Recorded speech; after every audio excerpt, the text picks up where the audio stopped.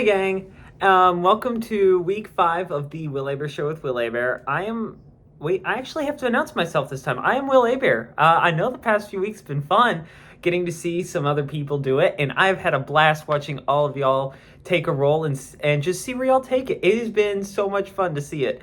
Hang on, I can't be seen wearing this. One sec. There we go. Now we're ready for the Will Aber Show with Will Aber, aren't we? Okay, so let's jump into what happened in our 5th week of fantasy football. First game I want to take y'all over. 5th ranked Susan Smart team took on 1st ranked the Master of Cuppets. Final score in that one, Nini had 93, I had 113. Nini only saw 14 points from her quarterback Josh Allen, whereas my quarterback Geno Smith had 23, and then Brock Bowers had a nice week also with 23. Nini, 3-game losing streak. We need to get back on track here, okay? This is not where you want to be. As for me, 2-game win streak, and it is my 3rd week this year at number 1 on the AP poll. So expect that to continue as we roll into the AP poll later. But yeah, a big victory for me, and I'm very happy to say I beat Nini. For our second game, 2nd ranked Porter and the Sigmas took on 6th ranked Harrison Butker's Kitchen and Mason. So final score in that one, 92 for Porter, 149 for Mason. So a really blowout victory there for Mason and a big win. Lamar Jackson had 33 points for Porter, but not a whole lot else from his other players. And then 41 points from Jamar Chase for Mason, and 29 from newly acquired Garrett Wilson. Big week for Mason. Porter is now at a 2-game losing streak, and Mason has the biggest win of the year with roughly a 60-point victory. You got to be feeling good about that one, Mason. Our 3rd game, number 4, 1.21 TJ Watts took on number 8 Swift Kick.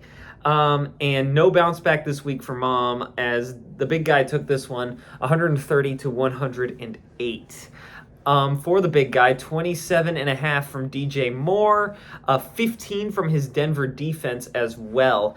Mom actually had a good output from Derrick Henry and Travis Kelce with 16 points each, but not a whole lot else.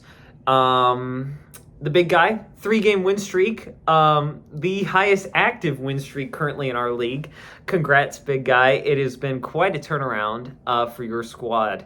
As for Swift Kick, a 2-game slide, and an all-time worst start for her at 1-4, which is crazy given that even after this week, she has the 2nd highest points scored of the Fantasy Football League.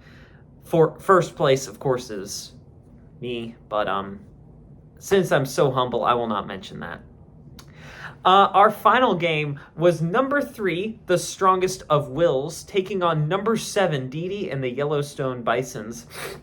Final score on this one, 121 to 118. Only a 3-point victory from Barry, but it's a lot closer than you would think.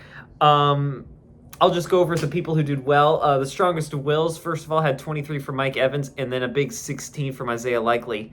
The Yellowstone Bisons had 34 from Joe Burrow, but on Monday Night Football only needed 3 points from the New Orleans defense to lock up the victory, and they got -1 against Kansas City. So a very tough loss for Didi, as, I mean, you would like to think that one's in the bag at the end of the day, but nope.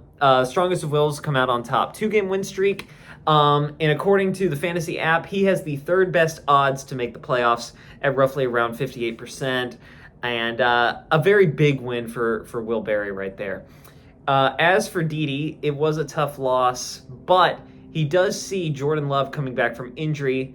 And so that could be a big thing coming for him next week. On to the awards section. First and foremost is, of course, the Golden Chainsaw, the MVP of the week for cutting down the competition.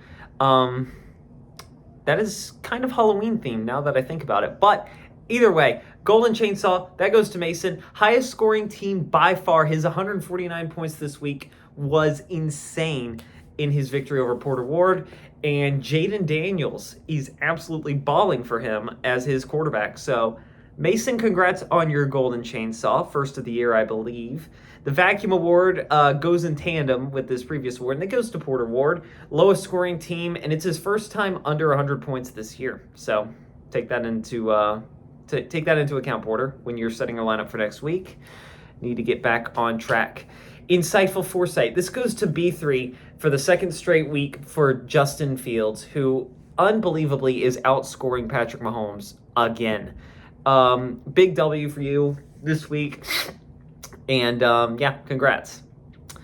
The Cond Award. This goes to Dede, who needed only 3 from the New Orleans defense on Monday Night Football. Couldn't get it done. You got conned out of a win right there.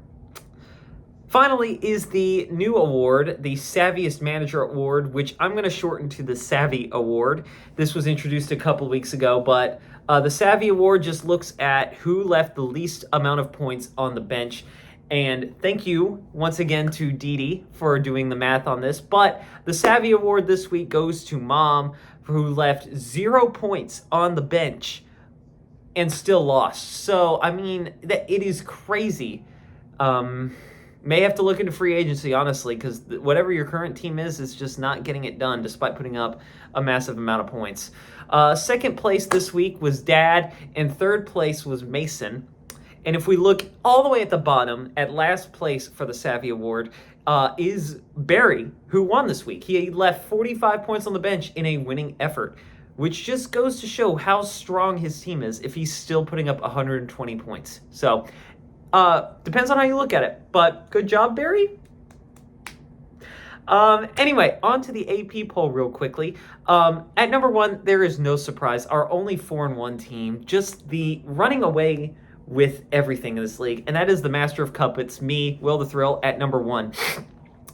Number 2, Will Barry, up from the 3 spot last week. Congrats on your win this week. Yeah, congrats. Number 3 goes to Mason, all the way up from number 6 last week. So, wow.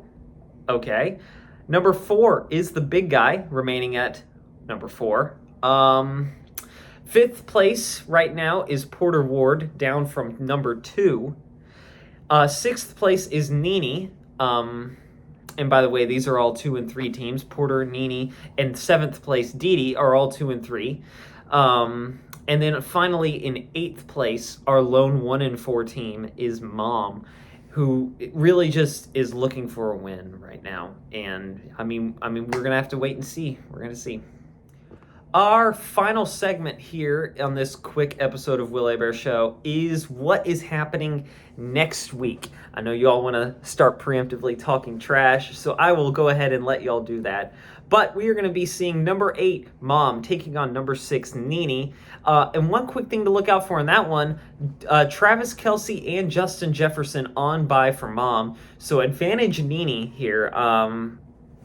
We're going to see if Mom can dig herself out of this hole already, probably not being favored, but now missing 2 key players.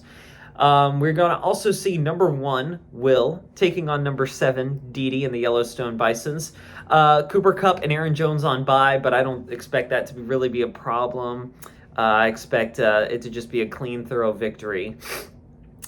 Number 5, Porter, takes on number 4, B3. B3 is seeing Patrick Mahomes on bye, but, I mean, we know he's not starting, so is that really a big issue? I don't know. And finally, the matchup to really look for, we see number 3, Mason, taking number 2, Barry. And that should be a absolute shootout. Will Barry is seeing Kyron Williams and Nico Collins on bye. And I think even Nico Collins may be on IR. Big loss for him. But that looks to be a shootout. And yeah, I cannot wait to see who wins that one. So that's going to wrap us up for the Will Hebert Show with Will Hebert. I'm, of course, Will Hebert. Make sure you set your fantasy lineups because I know the Jaguars play tomorrow at like 9 in the morning because of they're playing in London. So make sure you set your fantasy lineups. But until next time, this has been the Will Hebert Show with Will Hebert. All right, bye.